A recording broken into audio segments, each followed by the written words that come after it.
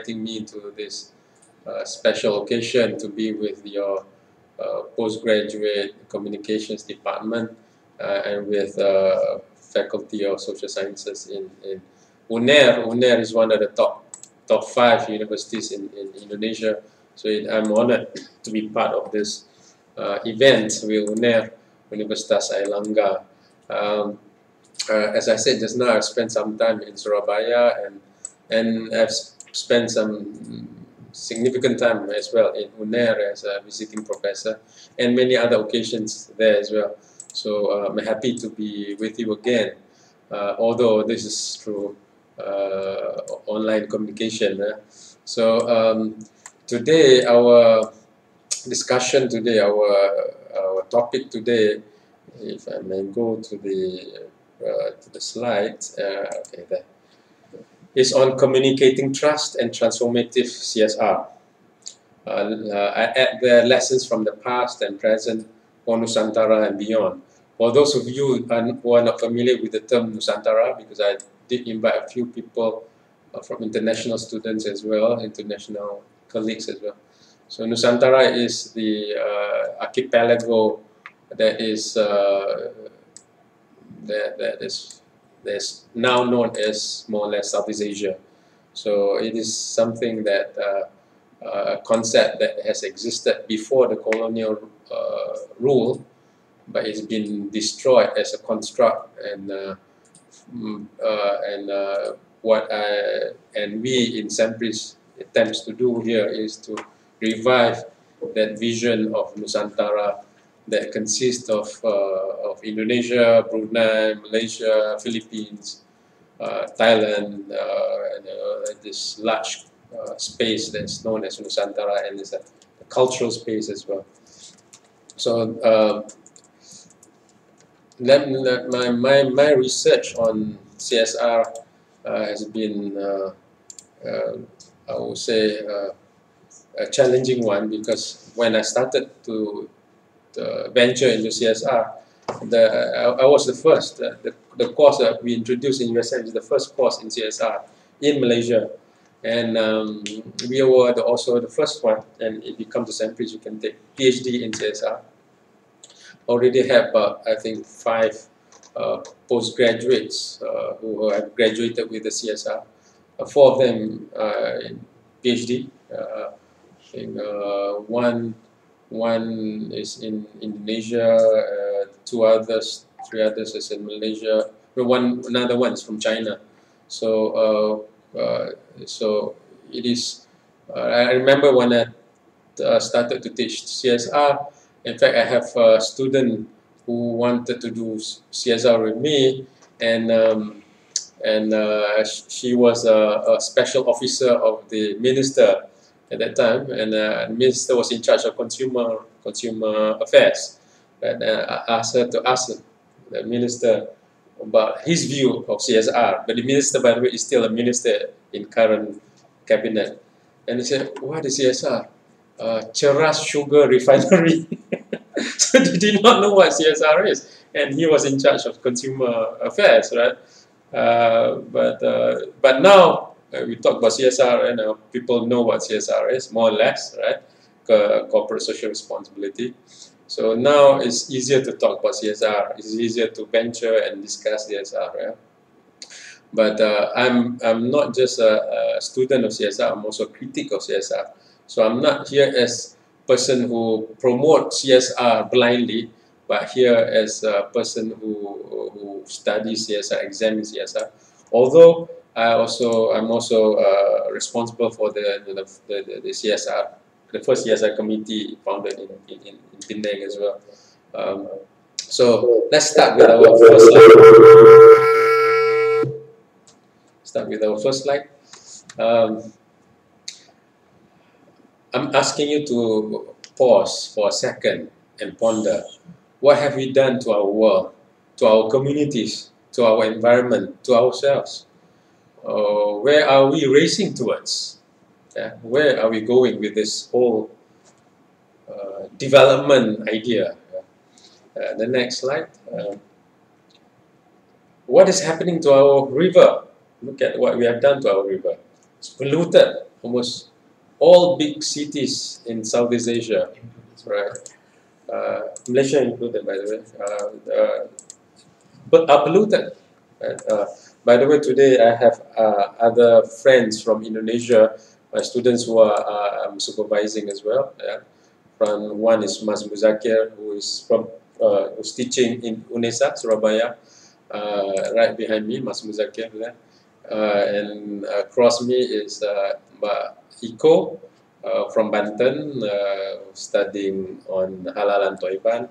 And across me, who is the Chief Technology Officer, I call him, Raji, Mas Raji from UMM Malang. So I'm surrounded by Indonesian students. Yeah. So, all right, let's go to the next slide. What's happening to our river? We kill our own fish, our rivers, our oceans. What and who's next? Right? Who's responsible for all this? Right. The next slide. Then. Yeah. Okay. And this is not an extraordinary situation, extraordinary occurrence. We see stories of fish dying every now and then. Right. The next slide. What type of development are we pursuing? I'm asking that question now. We must ask the question. Where is this road taking us to? Right? Who is responsible for this destruction? Is this what we call development? That we destroy the forest, we destroy our planet, we chop down trees, and we call it development? Right? And the next one. So who is responsible? Now, that's like enters CSR. Enters CSR. This is where CSR comes in, right? But what is CSR? What is CSR? CSR is corporate social responsibility. It's about responsibility. So companies taking up their responsibility. So now people complaining about the destruction, the distress, the development that is actually destroying the earth, destroying communities. So the companies are coming in. They said, well, let's take up this responsibility to help the community, to help the environment, to help the people, to help the nation, right? So next, but what is happening with CSR?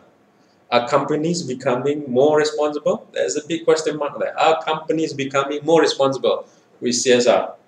Next, so where is this? This is like a super-sized mine. Yeah, this is where is this? This is 2 kilometers deep, right? Where in the world is this? See, the development is going underground, 2 kilometers underground. This is, by the way, the next slide. Next slide. This is, by the way, is in Tembagapura in Papua. It's the largest gold mine in the world, right?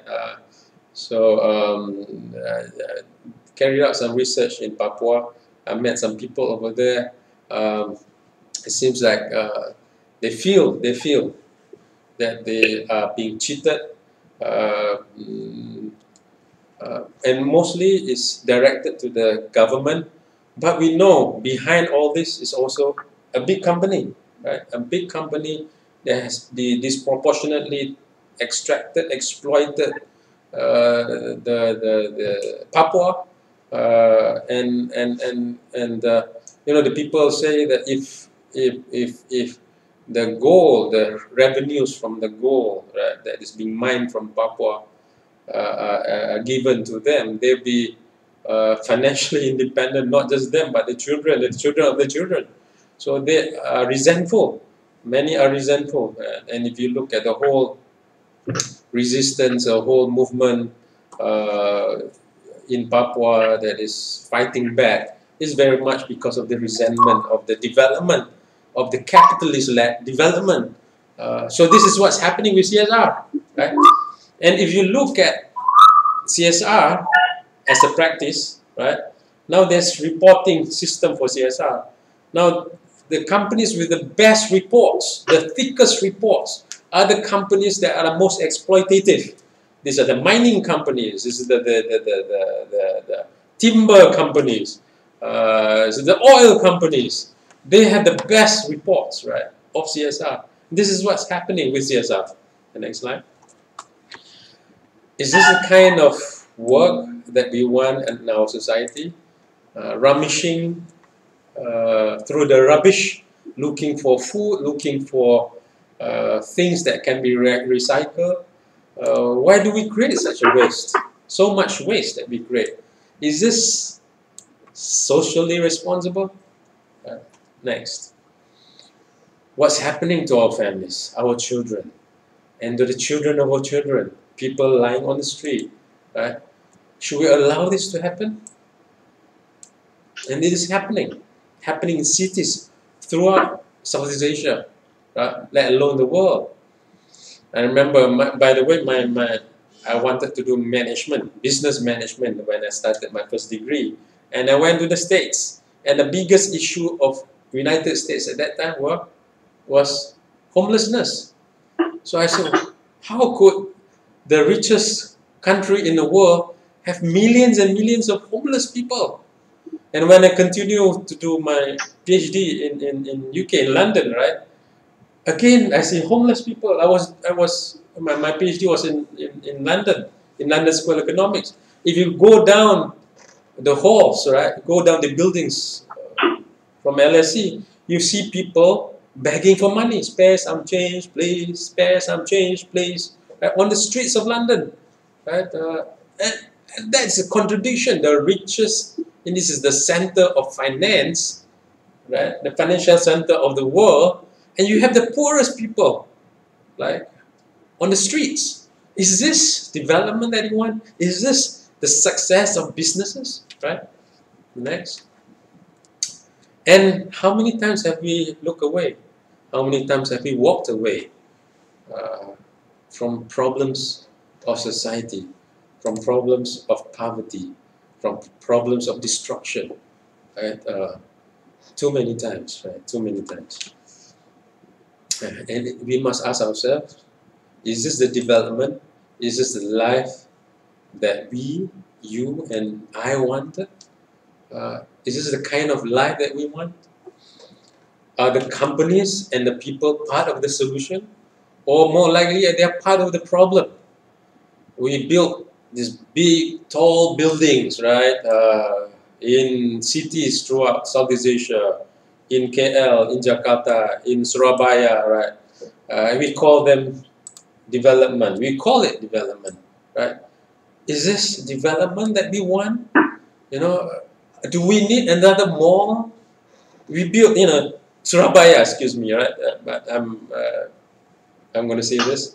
In Surabaya, we have Tepe, right? Tepe 1, Tunjangan Plaza, there's a mall. Tepe 1, Tepe 1, and then you build Tepe 2, then we build Tepe 3, we build Tepe 4, we build Tepe 4.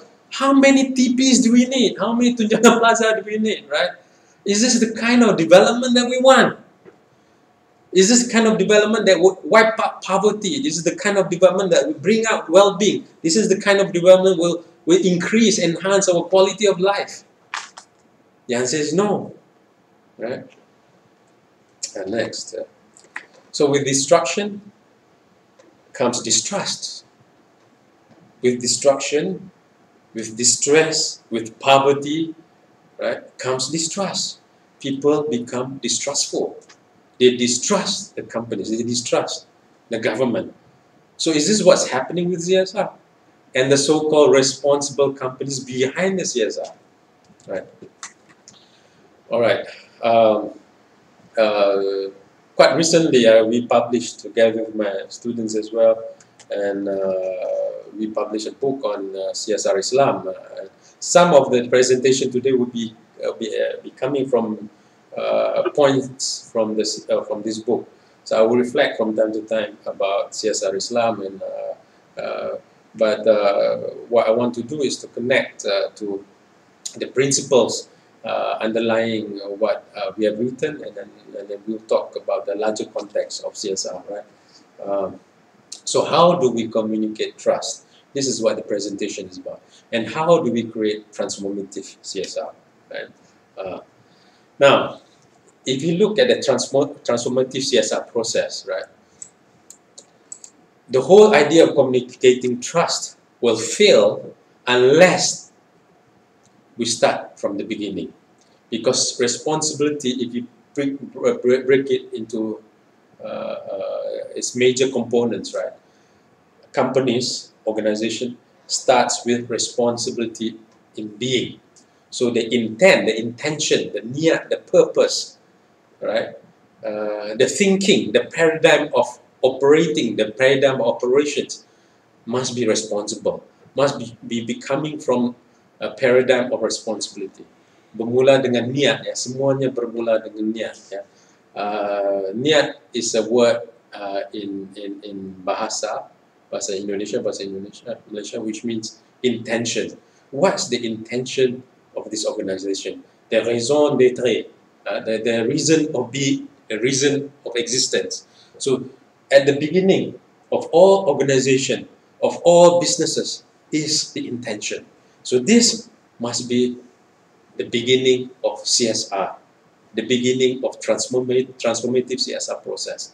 If we talk about trust without talking about the purpose of organization, we will be telling lies, right? So we must start with the purpose.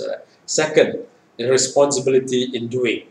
So by having the right purpose, having the right paradigm of doing things, then we must carry out responsible practices.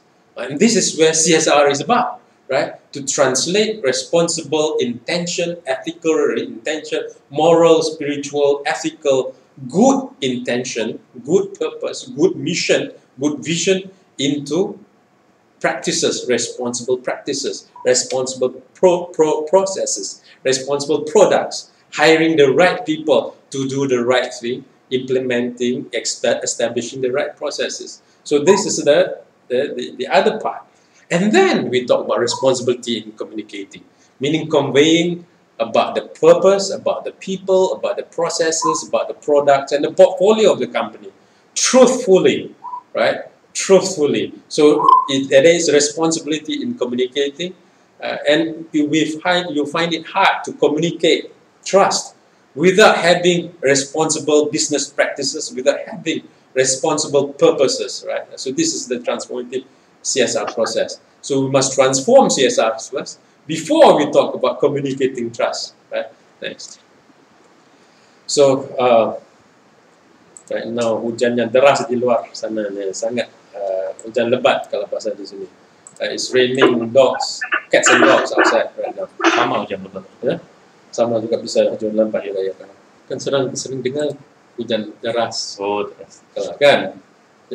Jarang saya dengar hujan lebat. Kalau di Malaysia hujan lebat, kalau deras itu the speed of the rain. Right? Lebat is the size of the rain. Okay, so it begins with purpose. Communicating trust begins with transformative CSR. So it is hard, it is difficult, almost impossible to communicate trust, yeah, unless there is a process of transformation in the CSR. So we start with the purpose, and I'll be talking about different aspects of communication. I will focus on 1, 2, and 3. If time permits, I will go beyond that, right? Process. So it's about communicating purpose, it's about communicating product, it's about communicating about the people, it's about communicating about process and how it connects with planet, it's about communicating with portfolio and communicating with public. So this is the 7 communication trusts that we'll be discussing. But I'll be focusing on the first 3. We will have time when we go beyond that, right? This is what J. Abraham talked about: under promise, over deliver. So number 1 in CSR transformation is about purpose, niat, intention, mission, vision. Why the company, why the organization exists. Raison d'être, right? A bit of French word there.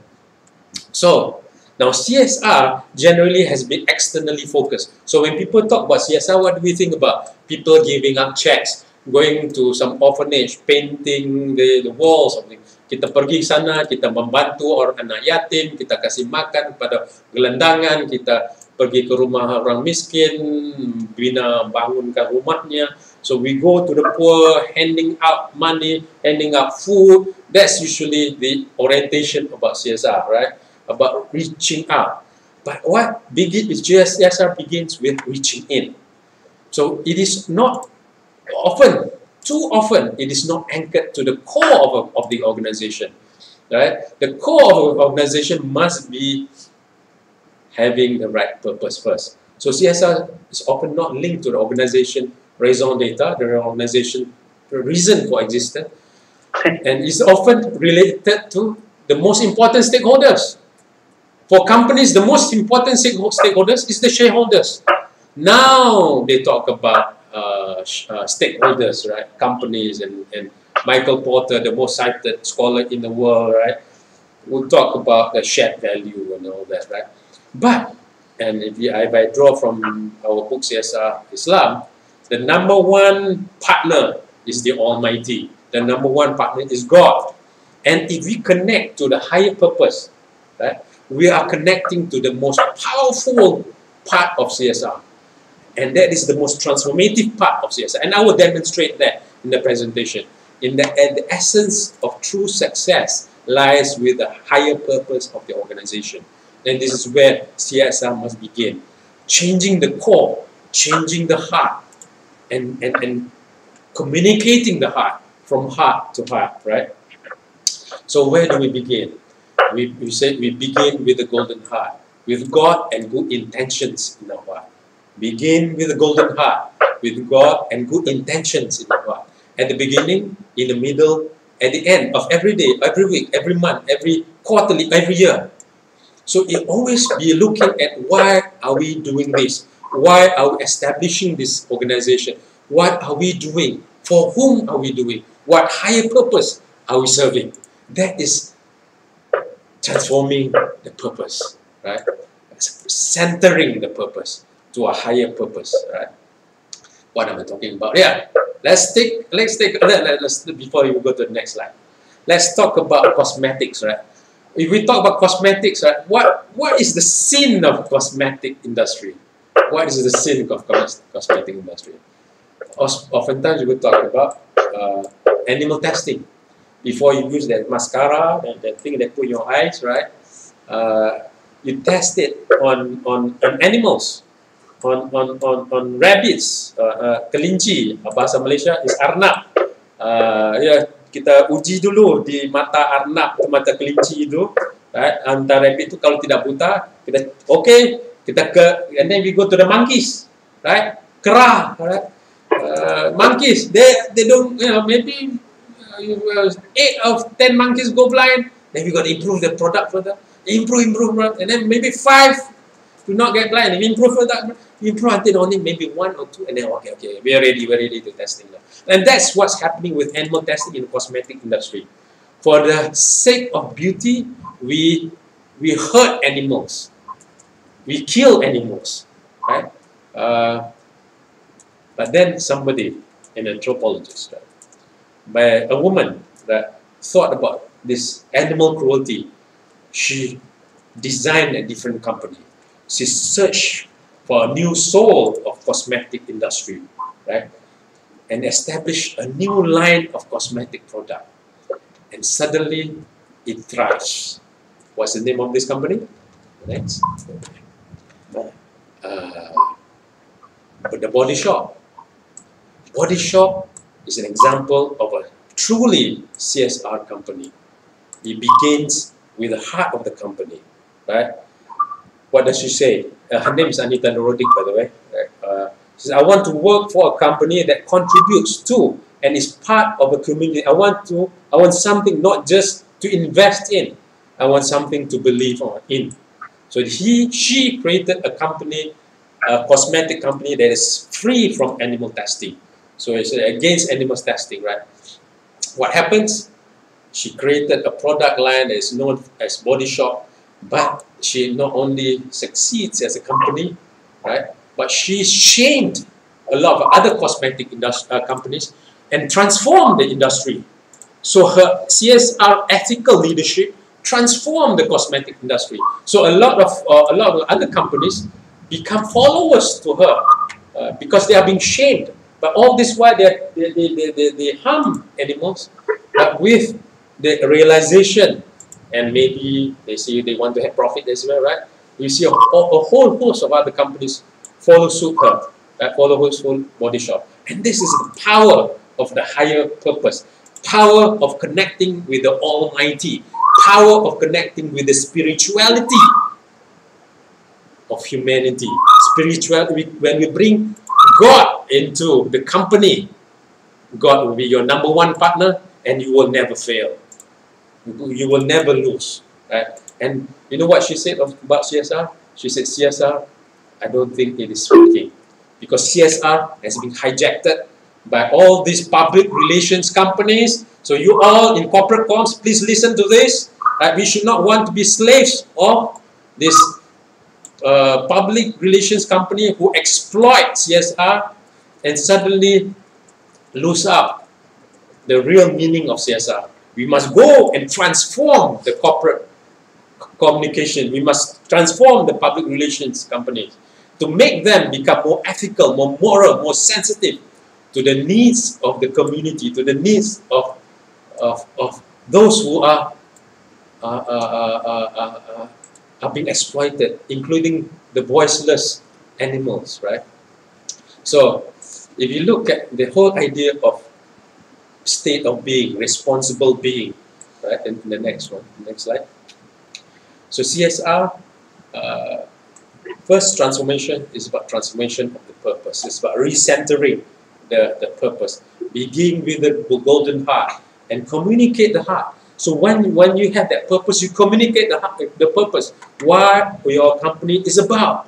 What is the company is championing. What is the ethical purpose of your company.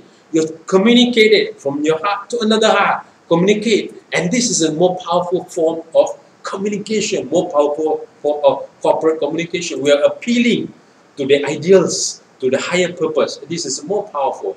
So we must have that golden heart and communicate the golden heart, right? Then we are talking about communicating trust.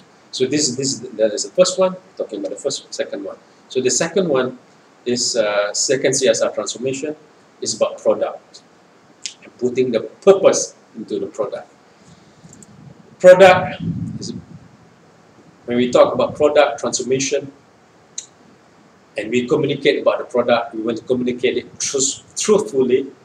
We must communicate both the positive and the negative. And when you are truthful, right, you build trust. When you communicate truthfully, you are building trust with your customers, with your community, as a corporate citizen, you are a trustworthy corporate citizen. And that is a powerful thing to have in communication. Let's go to the idea that Prophet Mohammad SAW is known as an Al-Amin, meaning the person who is the trustworthy one, the person who always speaks the truth, right? He is, by the way, by profession, a trader, a businessman, right? So what's interesting about the story of Prophet Muhammad is that when he trades, traded, long time ago, right? He would state the cost price. So when he sells a phone, right? This is my phone, right? The rubber band. He would state, I bought this phone at WTC for 100,000 rupiah. 100,000 rupiah. 100,000 rupiah bisa dapat tak? Ini bisa dapat ya, okay. Bahan bekas ya.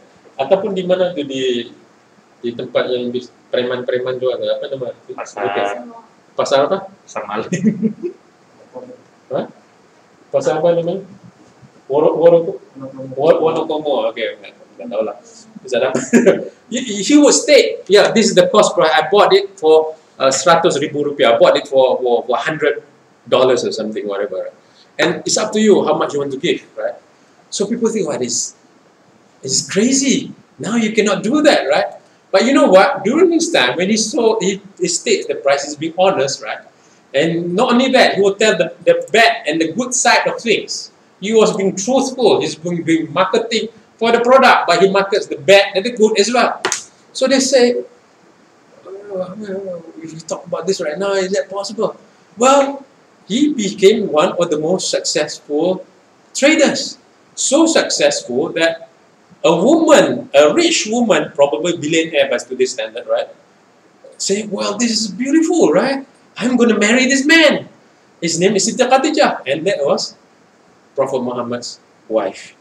Because he found a honest business, honest trader there, and Al-Amir. And he became the Prophet later on. Now you think, this is the story of Prophet. How is it possible? Well, ladies, gentlemen, boys and girls, children of all ages, right? Tuan-tuan dan puan-puan, bapak-bapak, ibu-ibu. If you go to Utah, one of the states of the United States, right? Utah is known for the Mormon community. Mormons is one sect of Christianity, or some Christians do not accept them as part of a sect, right? Huh? Or the signal. Yeah. Are you okay? Okay. All right. Okay. If you go to state Utah, there are stores seperti Alfamart gitulah, Alfamart, apa lagi? Indomart, Alfamart, 7-Eleven gitulah kan. Itulah store that they sell at cost price. And if you want to donate, go ahead. And for the poor, they can come and take for free. So people know that they're coming and contributing. And you know what? They actually get more than a normal supermarket. They will get more profits from the supermarket. Because I know this is sincere, this is the real cost price. I would give 10%, 20%, 30% more. And the whole concept of being honest or being truthful is such a powerful concept, right? And if you look at one case, another case, right, which is not, I did not note down here, right? Taxi drivers, this is before there is Gojek, before there's Grab car, I don't know, before there's Uber, right? If you go to cities in, I'm not sure about throughout the world, but cities Southeast Asia, right? You often get cheated by the taxi drivers, right? Taxi drivers will bring you around, right? Charge you exorbitant price after that, right? Dia bawa kita mutar-mutar satu kota itu kan, jadi kita pun pusing-pusing. Kalau pusing di sini maksudnya mutar-mutar. Jadi tapi kalau pusing di Indonesia maksudnya pusing kepala gitu kan. Sudah macet diputar-putar lagi, bawa kita ke sana, bawa kita ke sini kan. Dan charge-nya luar biasa. But then somebody saw that as a problem. They created a taxi called, established a taxi called Bluebird. So Bluebird is a company that makes truthfulness as its business practice. And what happens? People trust Bluebird and they become the most well-liked taxi, so much so that people like me coming from overseas, if I go to Surabaya, this is before Grab car and all that, yeah, I would take Bluebird. Although Bluebird would charge a bit higher, but I know Bluebird doesn't cheat, doesn't lie. So that is the power of truthfulness. And if you forget anything else, take these 2 points, right, about purpose and product, about being truthful about your product, right, and the story that before this. Right? And there's also the story of Abdurrahman bin Auf.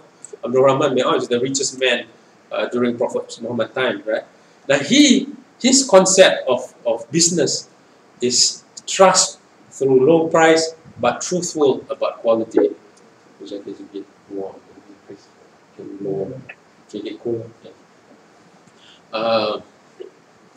He would sell camels, but he sell camels at the cost price, right? He only, because everyone who has a camel will need a rope to tie the camel, he sells the rope. So he actually sells the rope, he doesn't sell the camel. But people know the camel is of the same quality, he's been truthful about the quality. So what happens? He became the richest person in Mecca and Medina, right? He became the richest person. So the whole idea of being truthful is a powerful concept in CSR. And we do not hear the concept very much.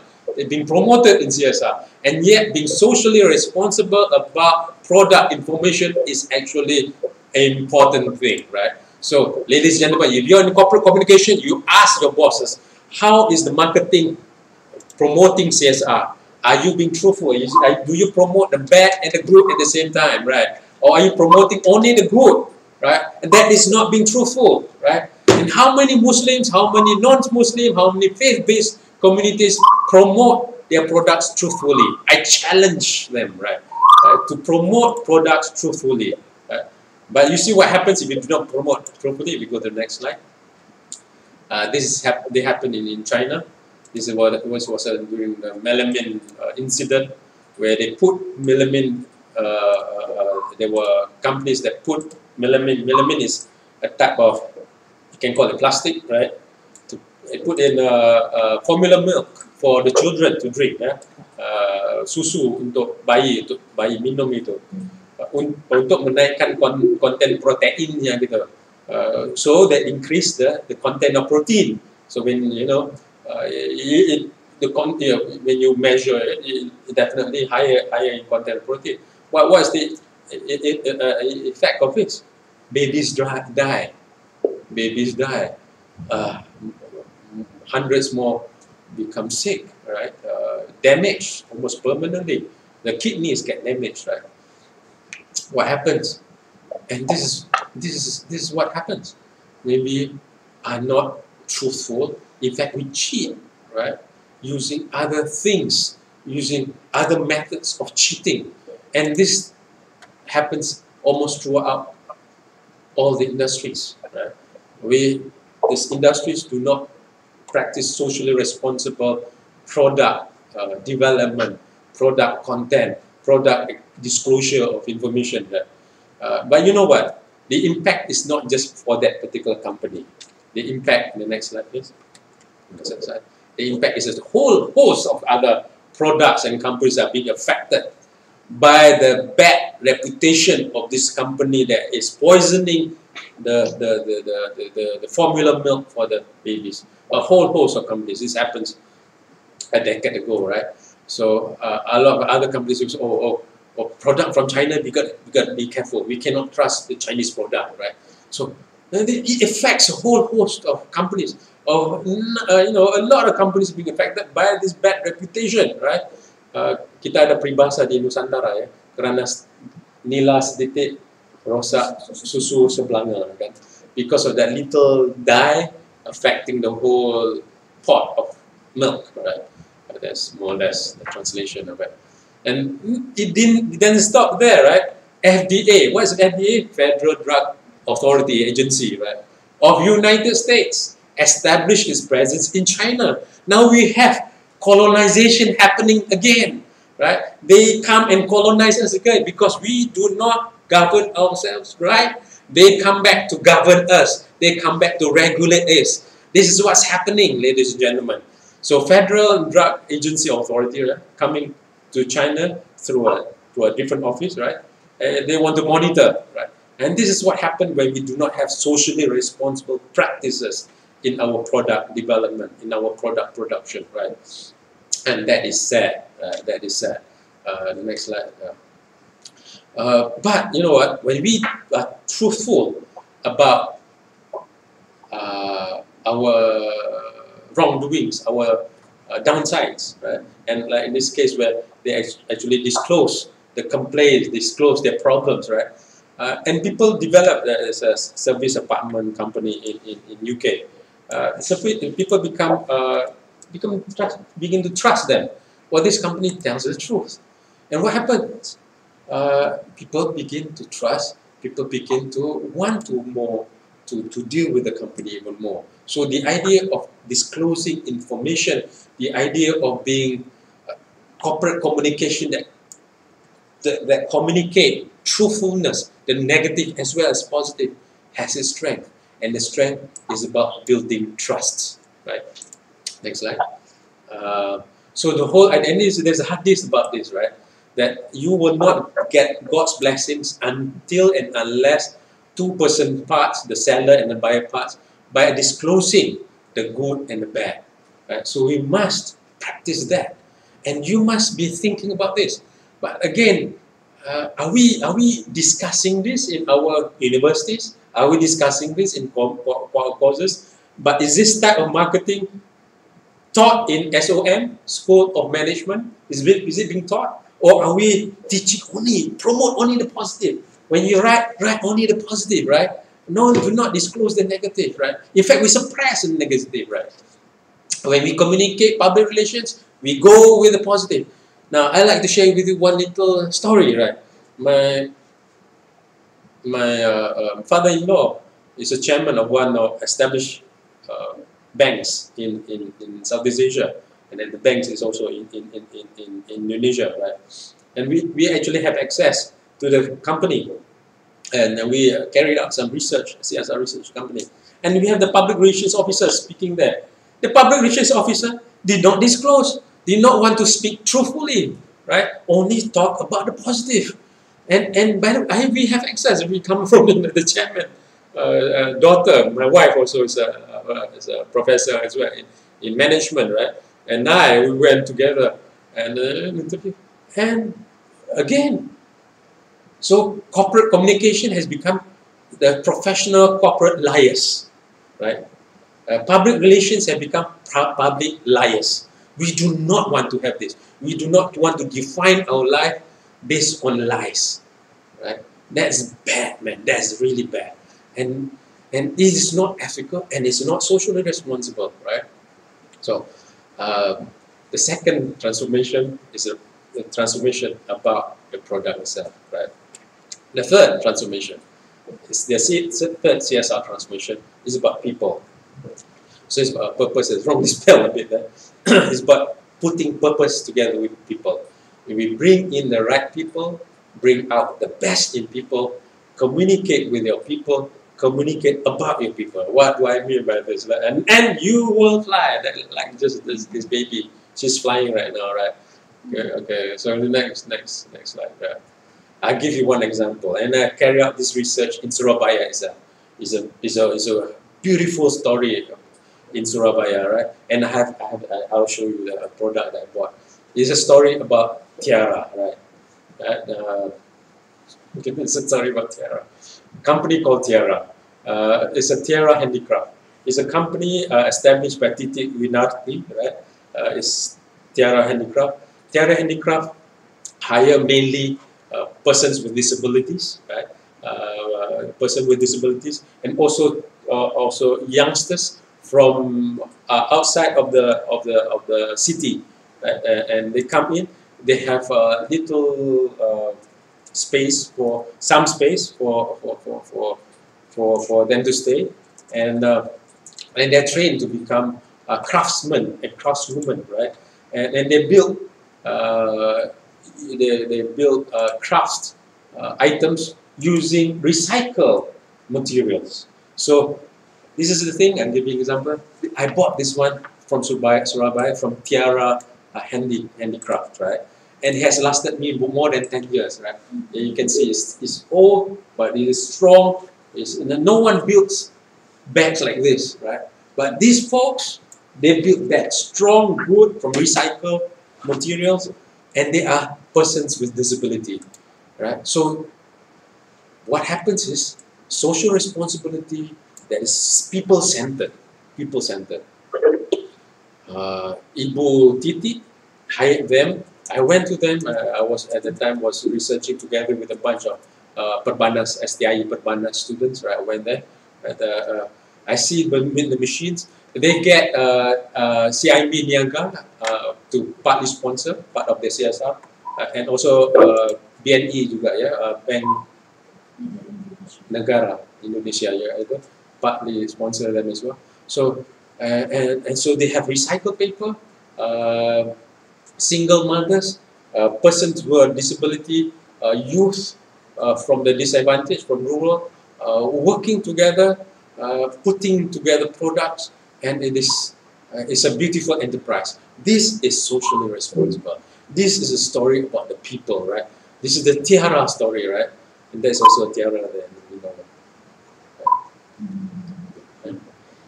She's the one I said before. Oh, that's the one. Yeah. That's Tiara Andini. Yeah. Oh, okay. This is interesting. Okay, so this is the story of Tiara, and this is a success story.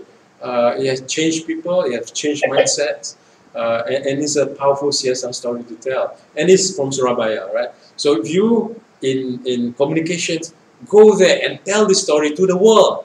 Yeah, tell the story to the world. They have these beautiful people, really hardworking people, kompak sangat, luar biasa yang mereka ni difabel, kerjasama, menggunakan kain-kain perca dan membuat tas-tas yang luar biasa. Bukan saya tas, macam-macam yang lain juga ada di situ ya.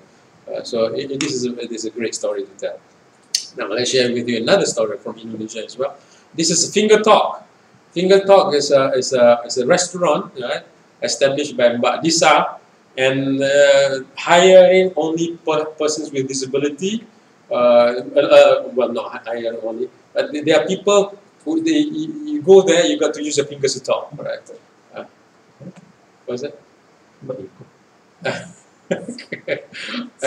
And she has won awards. She has won awards in Japan. She was being recognized. They met President Obama. It's an amazing story. It's from Tangerang, right? And has opened up branches as well, elsewhere as well. So again, it's a story about assembling people with disabilities who have problems with speech. They are mutes, right? And so you go there. You can also learn how to communicate, and you say, my name is Reevany, you can say that, right? You learn that, and you have a great experience going there. And this is another story where you bring in the right people, and you bring out the best in the people, and you see them laughing and using sign language, and you communicate with the people, and you communicate about the people, and that is transformative. That is transformative. And then, when you communicate about this, you're communicating trust. Right? So, next. Okay, the fourth transformation is the fourth transformation is about the process and planning. Right? In fact, planning is transformation number 7, but I connect it with the process as well, bringing the purpose. The idea here is to show the production process. Right?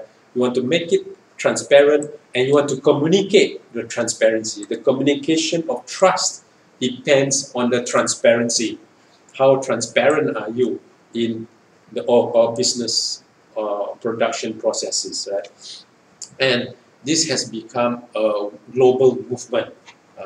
Transparency has become a global movement in the form of traceability. The next slide. So this is one of the certification. It's called the Wolfmark certification. Wolfmark certification gives you one of the things that's more important is the traceability. So what it means is this. See, I suppose I bought this thing here, right, the face mask. I can trace the production process, the supply chain of this process, right?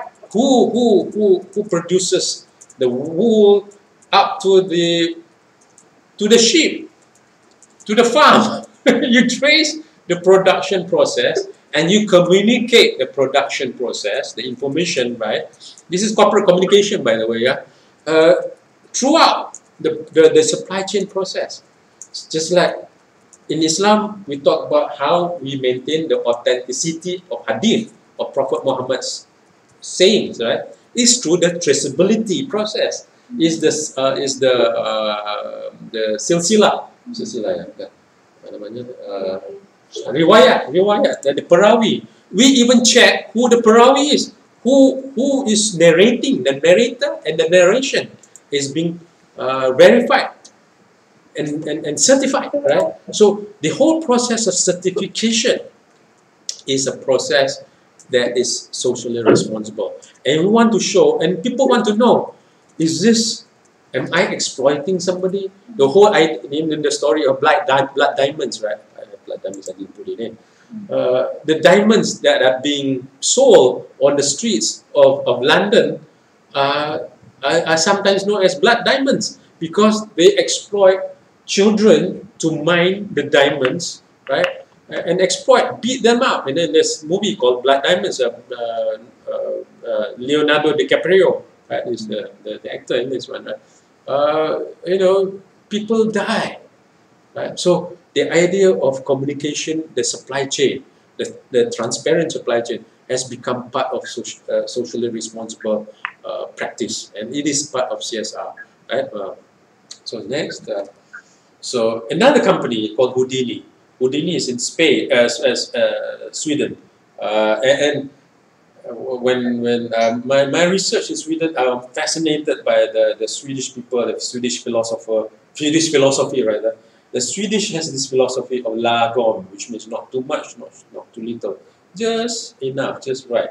And if you see the minimalism, they do not take too much, right, from what they need, right? So they have a balanced approach, right? So Houdini is a company that practices sustainability. It's also the first world company that completely practices circular outdoor sustainable apparel supply chain, right? So they recycle their clothes. They also use reusable clothes. They also use renewable products, right? So you can actually recycle the whole thing.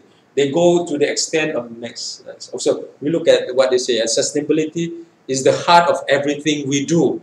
For us, for us, there is no contradiction between sustainability and good business. It is essential in the long run. We constantly work to transform our business, our industry, and our society. So they do education, they carry out education, and they transform the industry, right, to become more sustainable. And they have even roadmaps, right? The next slide. All right. They have roadmaps up to 2066, right? And this is an example of their roadmaps. They want to, by year 2022, right? All products are made from recycled or recyclable or renewable and naturally biodegradable fibers. And if we talk about biofuel vehicles that use biofuel, right? Sweden is way ahead. Their public transport uses biofuel. So if there's a model of society, a Western model of society to look at, to understand, to study, it will be the Scandinavian, the Sweden, the Norwegian, Finland, right? In fact, the happiness index is among the highest in the world. In fact, the highest, right, of these countries, right? Happiness index, right? So quality of life is higher too, right? Now, next, right? Let's bring it to our world. Who's going to use all these products? Let's talk about different part of the process in CSR, right? The next slide. This is a principle of fairness which we talk about in our CSR Islam book, right? The fifth principle. And by the way, there's also certification of fairness. It's called fair trade. Fair trade is a certification that looks at the fair distribution of wealth in the supply chain. So there is no exploitative practices on the one end towards the other end. So farmers, fishermen are not being exploited. They don't buy coffees, coffee beans at the low price, extremely low price, and then sell it at an extremely high price. You know, like we see at some of these coffee shops, right? They exploit the farmers and they exploit the consumers. That is not fair trade. But fair trade is about fair distribution of wealth in the supply chain. And being fair is one of the important principles of CSR. Right? And we talk about CSR, we seldom hear about all these things. Right? Companies want to hide about distribution of wealth because companies, the shareholders are extracting the most of the company's profits. Right? There is no fairness in distribution of wealth in companies, oftentimes, not all, right? So when we talk about transformation of the process, transformation of the production process, this includes the production, the transformation of the distribution process, How fair are we doing this? And corporate com graduates and those business graduates and those who want to transform companies, start creating your CSR certification, your own CSR certification. Can we certify companies are being fair to the employees? Let's do that. Just like we have breastfeeding friendly hospitals. We have that logos. We have logo factory. We should have logos, different logos. So for us in communication fields, we should be thinking of different ethical logos and start using shame and fame approach to transform companies. One of my projects when I was still teaching the undergraduates last time was in School of Social Sciences as well. I get them to think of having their own blogs and to study single issue companies, single issue research. So one of them carried out research on toilet cleanliness, and then she gave ranking. And so one person did this. She gave ranking and stars, and she put it on her blog. And so powerful that her work is that the state government called her and communicated with the contractor, and you know what? Companies are afraid of being shamed. And so if we have the shame and fame approach in our CSR certification, right, and that would transform them, because companies, they are not, they have their own aspiration. The aspiration is often profit, right? But not all companies are like that, right?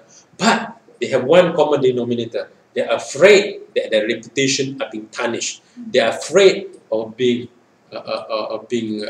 shamed. So there's a powerful concept to use in CSR, right? So we should be thinking about that. How to develop certification, and so we can have person with disability friendly certification. And we certify malls. Right? And by the way, one of the students did that as well. A group of students did that. We can certify that. We can do all kinds of certification, and you can start your own groups through your faculty. Right? You can start your own team to do certification, right? So, and there are many types of things we could do, and this is about transforming the process, not just the product, transforming the process as well. Okay, next. Mas Umar, kalau terlebih waktu ni, tolong bilang ya. We'll have 19 more minutes. How many more minutes? 19. 19. Okay, thank you. Makasih. Nuwun. CSR transformation number 5. Transformation of the portfolio. This is heartwarming. It's a story in Vietnam, right? It's the employer of the year. Right? The company is called Xuan Trang. And the person, then that's me, a long time ago. Behind me is the tree, there's the CEO of the company. So when you transform the portfolio, everything is CSR, right? And we are here for them. What does it mean? This is a company that has its own happiness manager. The happiness manager, right, she will be in charge to help the company become happy. And if you go to this company, you see little smiley faces, smiley face, right, stuck on the wall, stuck on the of various people there, right? And I said, what is this? So every time somebody does good to somebody else, right, that person will get a smiley face from the person. So you want to have that is part of their job, the way they appraise people by looking at smiley faces. So you're creating an environment of high energy, high emotion, happiness environment, right? And this place, it's not a big company, right? It's a small company. One of the SMEs, UMKM lah, usaha micro sedar KM, mikro kecil dan menengah ya. Just about 1 or 2 weeks ago, I was presenting tentang UMKM di IAIN Tulung Agung gitu. Jadi ini satu kasus yang saya angkat. If you go to this company, you find that you can go and you find places to bathe, right? Not just for the adults, for babies.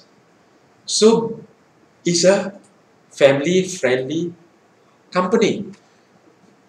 the staff can bring their babies there and bathe the babies there. And I see staff doing that. I was surprised. Wow, well, you know, they're friendly. The Sapam security office is being given scholarship to continue their studies, right?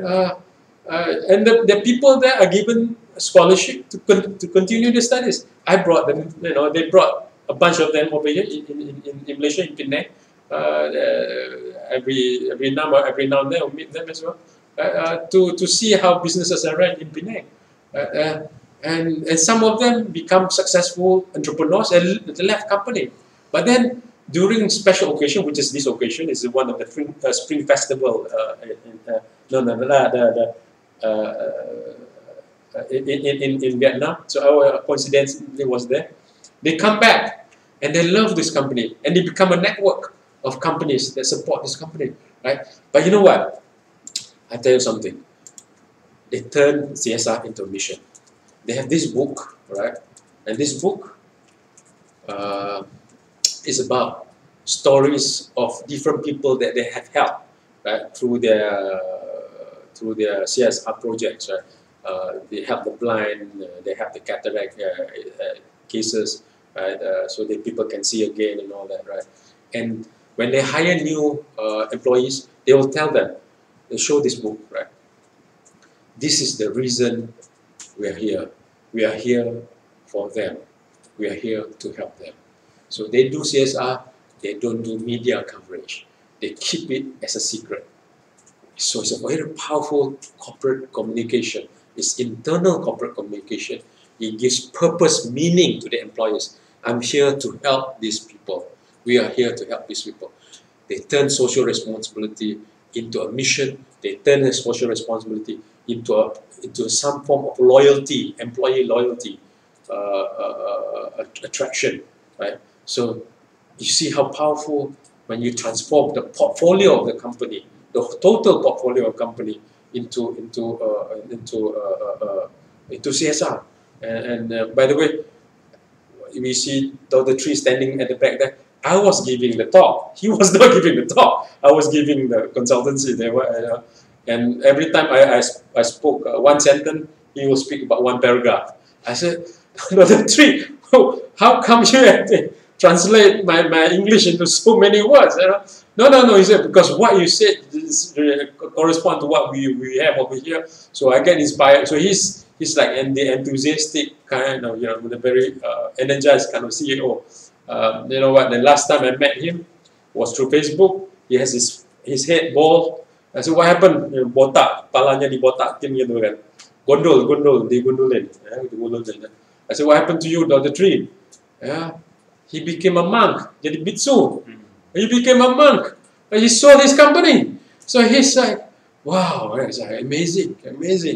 So this is an amazing story. And he's our Employee of the Year in Vietnam. He was quoted as Employee of the Year. So this is CSR transformation. So once we have this story, you communicate, it builds trust. Because the people will tell the good story, you have the families telling the good story, you have the babies telling the good story too. Right? You have the whole thing, the whole gambit of CSR portfolio to share, right? And the final one, CSR transformation number 6, is transformation of service to the public. Empower and enrich the community around you. If you do not recognize that person, that is Azrul Ananda. He's the son of Dahlan Iskan, the former minister of BUMN. BUMN will be the person in charge, Badan Usaha Milik Negara ya kalau bahasa Indonesia kan. Is the minister who is in charge of government-linked corporations, basically, right? Government-linked corporation. In Malaysia we call it GLCs, right? Or public state-owned companies, basically. But this one is Jawa Post, one of the most widely circulated newspapers in Indonesia. They established the first local TV station in Indonesia. It's called JTV, right? People in Surabaya will know that, right? So they were telling me, I was researching about CSR, right? So they're telling me at that time was Jogja ada gunung Merapi yang meledak dan sebagainya. There was a volcano eruption in Yogyakarta. So they were telling me that. And then I went to the studio, to the JTV studio, and they were telling me about what they're doing. They're having this pojok pitu, where they actually read news in bahasa Jawa Timur, in Eastern Javanese language, right? And I said, you know what? This is actually your CSR. Because by promoting the Eastern Javanese language, they have empowered the Jawa Timur people to have more confidence in Jawa Timur language, right? Because Jawa Timur language, right, the Eastern Javanese, is perceived, it's not necessarily true, is perceived to be a rougher, a harsher, a rougher language, right? Or language of the ruffians compared to the Jawa Tengah, to the central Java, which is the Kraton, the higher, more refined, more halus bahasanya kan, more refined Javanese language. But with pojok pitu, the people become more empowered. People feel more confident with their own language. And what happens is that they also begin to document and begin to collect and compile and tell stories of using local wisdom, recipes of local wisdom, stories from the local wisdom. And this is about enriching the local community. It's about serving the public. And I say, well, Jawa Timur, JTV, you're doing this. And then they open up branches on JAK TV dan sebagainya kan.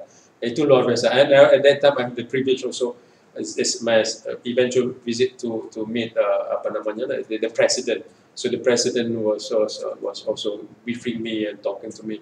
Amazing vision there, right? So this is the transformation. So in essence, in order to communicate trust, we must have CSR transformation. We must have true CSR transformation. Otherwise, we'll be communicating lies. And we are not communicating truthfulness. We are not communicating trust. But ladies and gentlemen, if you are listening to this, if you're forced into a situation to tell a lie, a big lie, you still have a choice to stay silent, to speak the truth, or to resign, right? You always have the choice. And if the lie is big enough to hurt people, right, you must think about this ethically. So don't just be communication professionals, be an ethical professional, professional communicators, right, who champion the good, to champion the right principles. And this is what CSR is about, being socially responsible communicators, socially responsible business practitioners, socially responsible people who uphold missions and corporate purposes. And this is the essence of CSR. So thank you very much. I'll let you in there first. Thank you so much, Dr. Reevany, for the interesting talk regarding the transformative CSR and communicating trust in CSR. So I believe that all of the audiences are waiting their moment to ask questions to Dr. Reevany. But before we move to the question and answer session, I ask all participants, all audiences to turn on the camera because we're going to take photo together. Kepada para peserta, kami harapkan untuk menyalakan kamera karena kita akan melakukan sesi foto bersama dengan Dr. Reevany. Thank you, Ms. Zaki. Jadi kami tunggu dalam hitungan 10, 9, 8,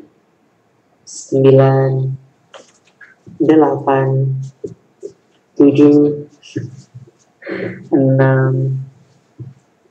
3, 2, 34 participants, jadi teman-teman boleh ya. Ini baru ada sekitar 9 gitu. I see some of people that I recognize. I see some of the people I recognize here too. So, Yes. yeah, Okay.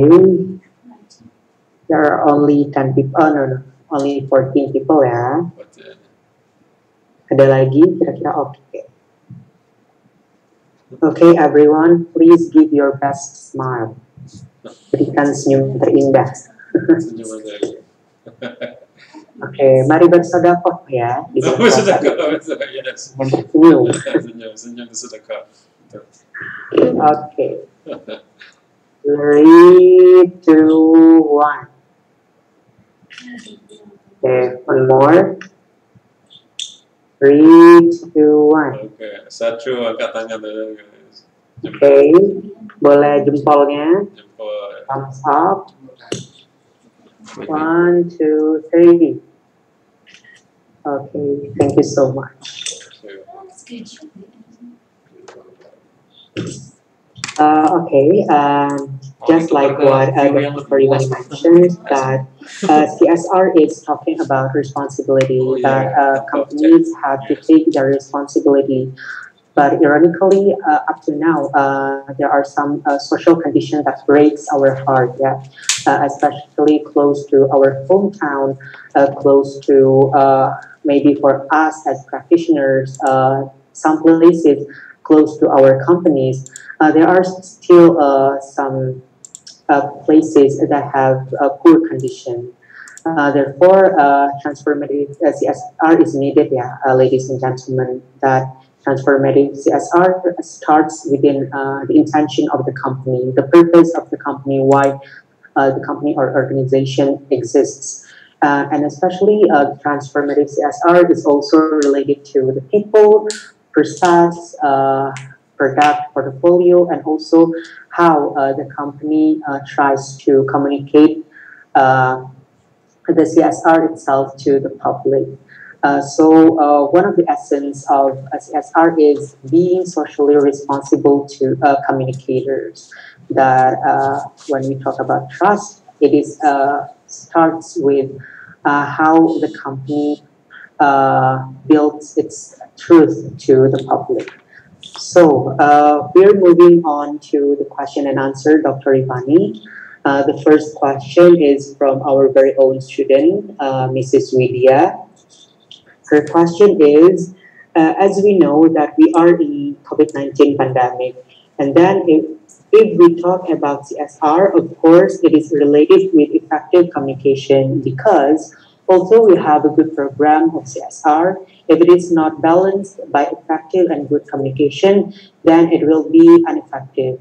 So the question is how to communicate trust and transformation CSR in the COVID-19 pandemic, in the pandemic era.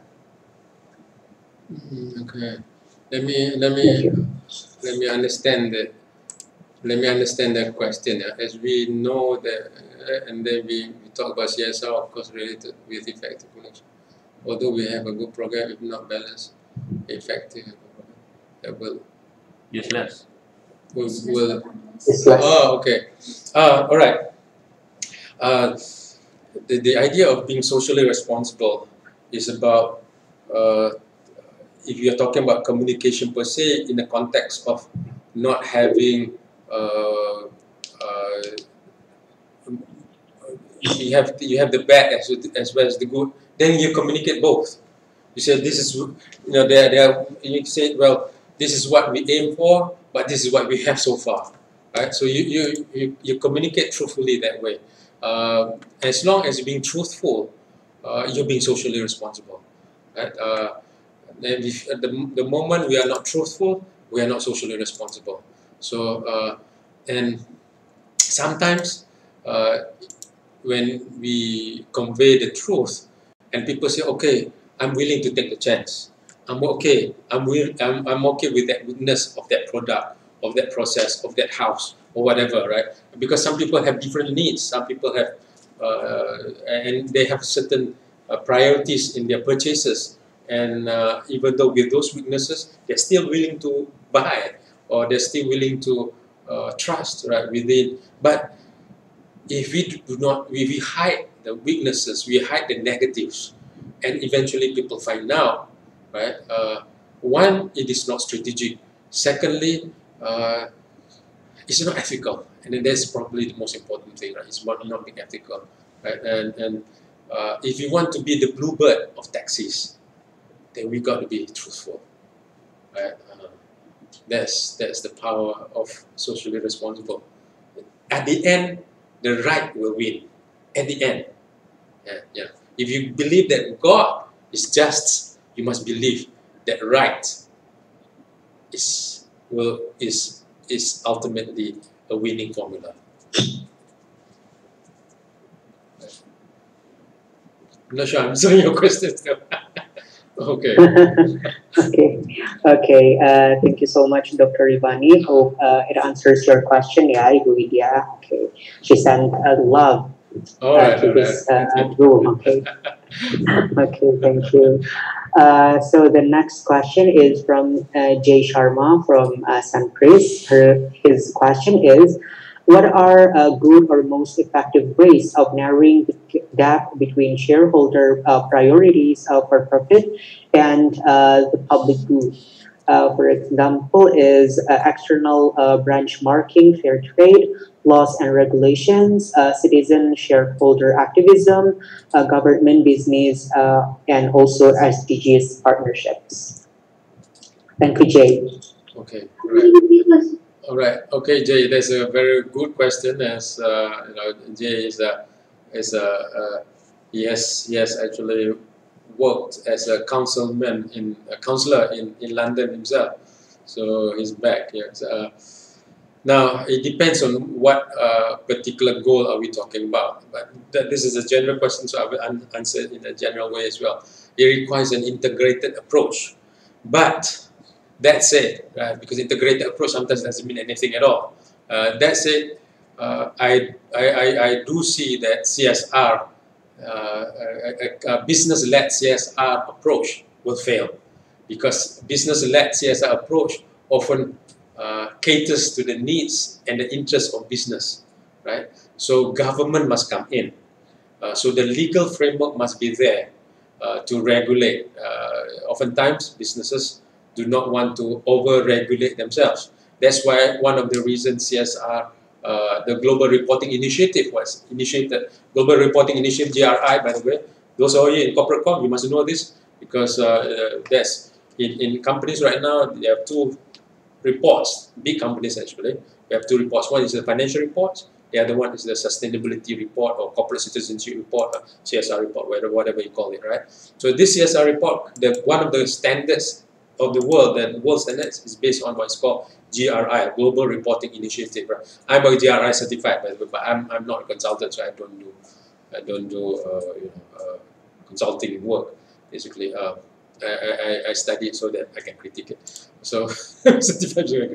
So what happens with this type of certification is that companies will have the tendency, right, to come up with regulation or self-regulating mechanism that benefits them, that serves their interest. Oftentimes, not all the time, but oftentimes that's what happens. So we need to have other forces to come in, and namely government must come in. And government is a weird thing, right? Depends on, that's why it's called a state. It depends on how we negotiate the government. So the LSM, the NGOs must come in and be pressure group to the government, in order the government to pressure the companies to work in a certain way, right? Companies like tobacco companies would not forego their cigarette advertising, right, unless the government goes in and make it a law, right? Just like Malaysia did not happen until the government came in, right? And people say, no way people reduce the number of smokers, and no way, man, we have activists, you know, the white hair guy, long hair, what's his name? Now? Indonesia Lawyers Club itu sering muncul itu, activists itu. We believe in smoking, that kind of thing, right? But when you reduce the advertising, naturally the numbers will drop, right? But the companies will not do it voluntarily, So government must come in. So the integrated approach, the answer is integrated approach with a strong legal regulatory mechanism, and at the back being monitored by the watchdog, the NGOs as the watchdogs. So that, I think, that's a bit of question in a general way. Jay? Are you there, Jay? Oh, okay. Thank you so much, Dr. Reevany. Okay. And also, hope it helped Jay Sharma for the question. Thank you so much, Jay. Okay. Jay Sharma has a supplementary question. His question is, can we trust companies?